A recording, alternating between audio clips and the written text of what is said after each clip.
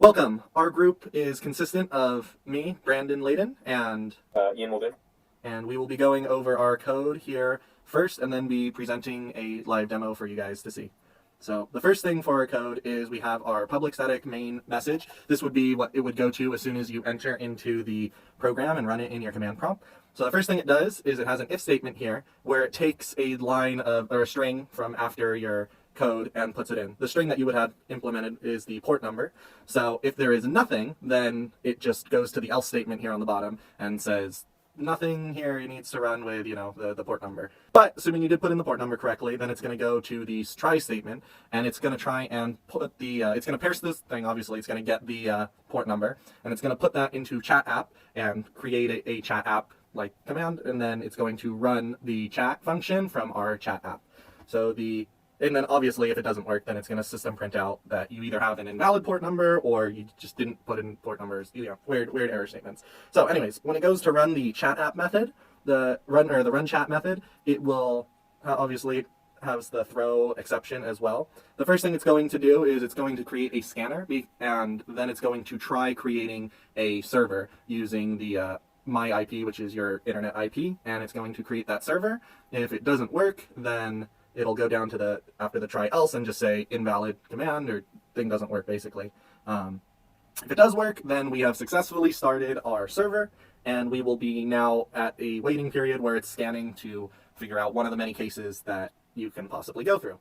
So the first thing is you can see we have this wall true. This is checking to make sure that that you haven't finished and you're still in the program, you haven't exited, which is the command we'll go over later.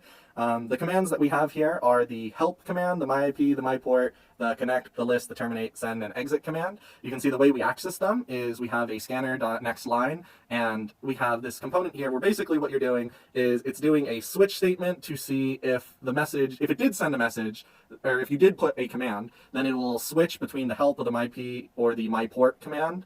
And if you put one of the other commands, then obviously it'll skip over all these and it'll try if statements for the connect, the list, the terminate, the send, the myip commands. In this case, if we have, for example, the help command, basically what it'll run the help function, which we'll go over to the help function.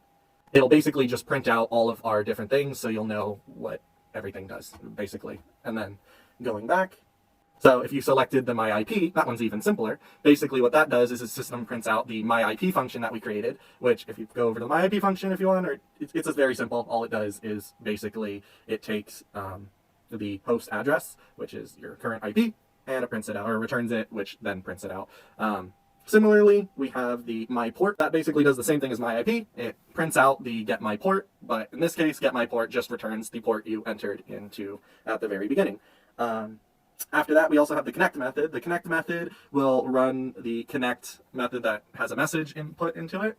Now we have the connect method over here, which basically will be taking the three words that we want, which is obviously connect, and then the second one, which is the IP address, and then the third one, which would be the port number that we're trying to access. And we're going to split them up with the message.split, which separates them into their three components and puts them into an array. Of course, if we don't have exactly three things, then we don't want it.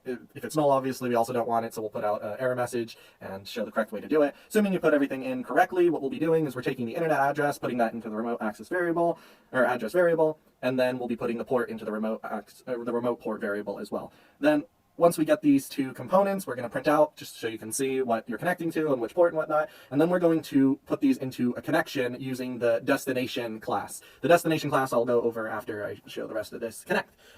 Assuming that it went in and everything is all correct, then you have your destination object and you have correctly connected to the server that you're trying to connect to. If none of these things work, we have various error statements that will tell you what exactly did not end up working. So this is our destination class. This is basically setting up our connections.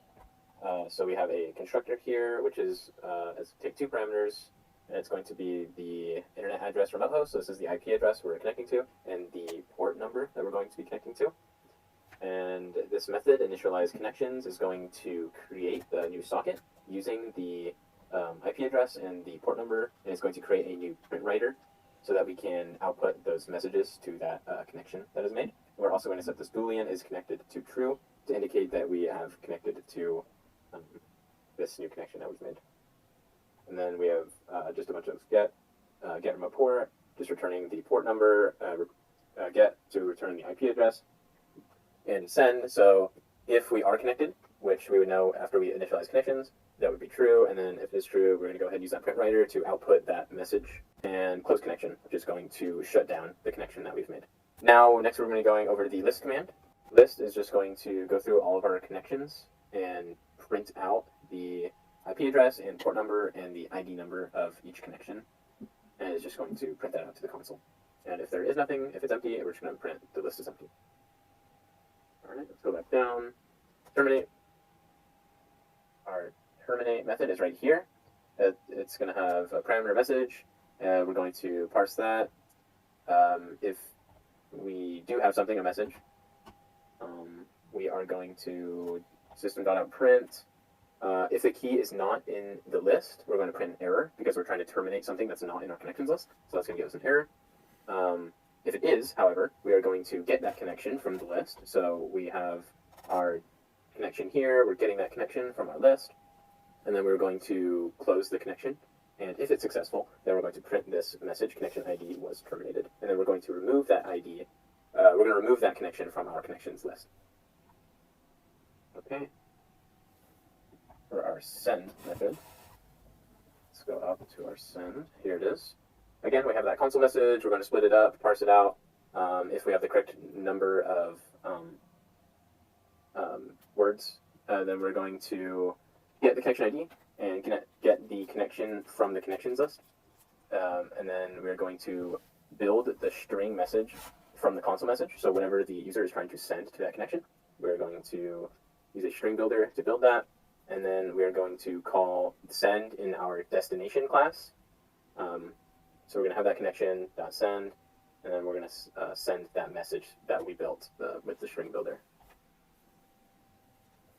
Okay. And now for our exit. Our exit is simple. We're just going to print out exiting, exit, our exit method, and system.exit 0 to close the program. And that is our program and how it works. Now we will be going into a live demo where we can show how this works on the command prompt. Welcome to the live demo. I have 3 command prompts here signed in to where our app is, so I just have to press enter to run it. Basically, you just do Java, the name of our app, which is chatapp.java, and then the port number. For the first one over here on the right, I have a port number of 999 I'll put in, and then I'll be running 2 more command prompts that will be running our app on port 998, and over here port 997, so that they're all on different ports. But to start with, I'll run this.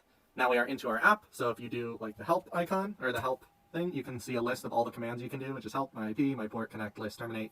So if I run my IP, for example, there we go, we have our IP. If I do my port, once again, it shows the port number that we are on. Before I connect, I'm going to log in over on these other ones. So up there, just to show that it's still there. See, we're logged in now. If I did my port, just to show it's different, there's my port. It still works, and we can still do my port. Of course, the IPs would be the same, so no point in doing the IP addresses. Okay, so over here, now that I have logged in, I'm going to connect to this one over on the top. So all I have to do is say connect, and then put the IP address. The IP address for these are all the same, because it's the same computer. So of course, copy, paste, and then the port number will be 9998, and enter. Connecting, connection was successful. Of course, you have the ID. If I do list, you can see I'm connected to one right now. Now I will connect to this bottom left one. So I will do the exact same command, connect, same IP address, but now I will be connecting with 9997.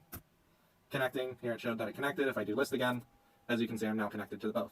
Now for the send connection, I will do send. I am connecting to the ID of, let's do the top one, so 1, and then I will say hello. As you can see, over here on the top left, it said hello, shows the IP address and everything, and we got our message. If I want to do it for the other one, send to, bye, there you go, we got it as well. If I tried to do something weird, like send 3, which I don't have, and I said hello, obviously I get a connection error because there is no thing. If I try to terminate, let's try to terminate number 2. Termination was successful. As you can see, I was terminated, so now if I do list, there's only one thing in the list. And then finally, we just have the exit command, which, as you can see, by exiting, it also terminated on the top left. So that is our application demo.